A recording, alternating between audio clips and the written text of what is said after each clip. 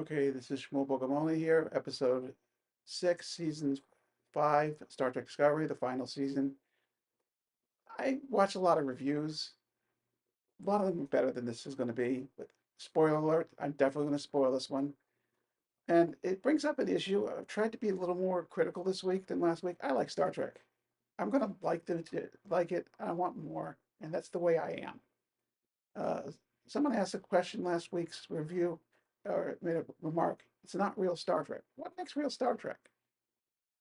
This happens to be a Star Trek episode. There's no phaser fire.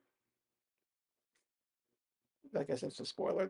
They also turned off the adrenaline button for once. It really wasn't any real adrenaline moment. There are a couple tense moments, but it wasn't terribly exciting. And of course, the Prime Directive. Every time you hear it mentioned, it's going to get violated. Well, that's not true, but I remember when in Star Trek Strange New Worlds, when Pike said, "Oh, Prime Directive, that'll never stick." That was cute. But there's something different about this. It's definitely not your grandfather's or your father's Star Trek. But is it bad? Is it not Star Trek? I think they made an effort, which was solving a mystery here. What's a vial of distilled water going to tell you about anything? Well, what it's going to tell you is where the next clue is. And spiritual journey is going to take to get there.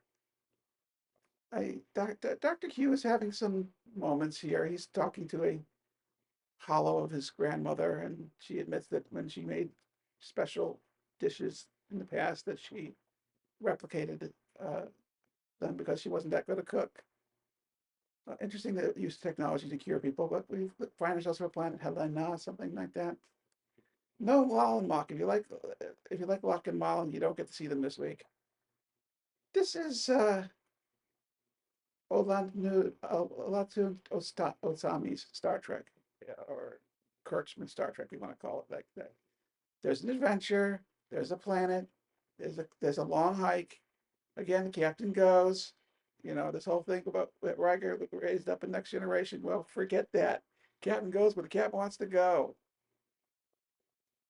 So we're gonna just go with the images. Hopefully, they remind me what to say for the images, especially this black image here, which gives me a chance to talk about other things.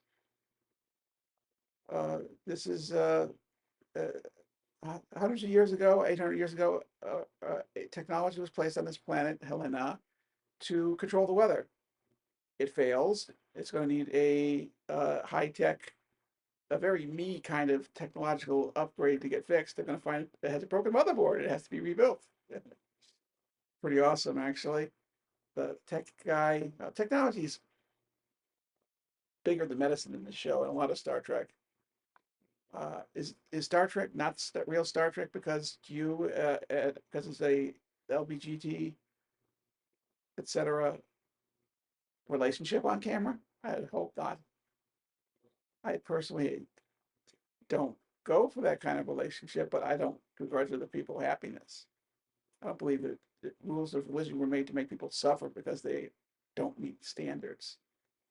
If if real Star Trek means Michelle Nichols and Bill Shatner having a kiss on camera and breaking some rules in the 1960s, then how is it different that a gay couple has an on-camera experience today? In my opinion, no difference. It's still Star Trek. It's still breaking barriers. It's still teaching us tolerance, which we could use a little more of in May 1st of 2024, the 210th day of the Gaza war between Israel and Gaza. You know what side I'm on? I'm on the side of the good guys, the guys who got attacked on October 7th, but it still disturbs me that we have learned nothing from Star Trek example since it came into being 60 years ago, and we still can't live with each other. We have to cross borders and murder and rape each other. That's just nasty. Star Trek presents us a view of the future, in this case, the 32nd century, a view of hope. And damn it, we need hope. We need hope on May 1st, 2024. We definitely do. So, yeah, you may not call it real Star Trek. It's certainly not 1960s Star Trek. The technology is better, the stories are more believable. And oh my God, are they ever going to follow the Prime Directive? Is there ever going to be consequence for violating the Prime Directive? I don't know. But I will tell you this: is if you want, you shouldn't be watching this review, nor should you be watching the show if you demand 1960s Star Trek. I think that the 21st century, the 2020s, has something more to offer than that. Better technology, new stories. I wish the writers would work harder to come up with new things.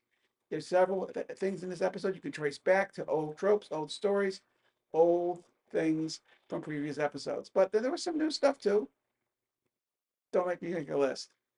I'll say when the Prime Directive got broken, Sean, I'm sorry for borrowing from you from your 20,000 reviews. That's a down for me. Beep.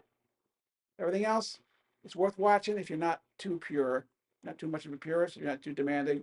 And it gives me, in my opinion, a great chance to escape from the realities of May 1st, 2024.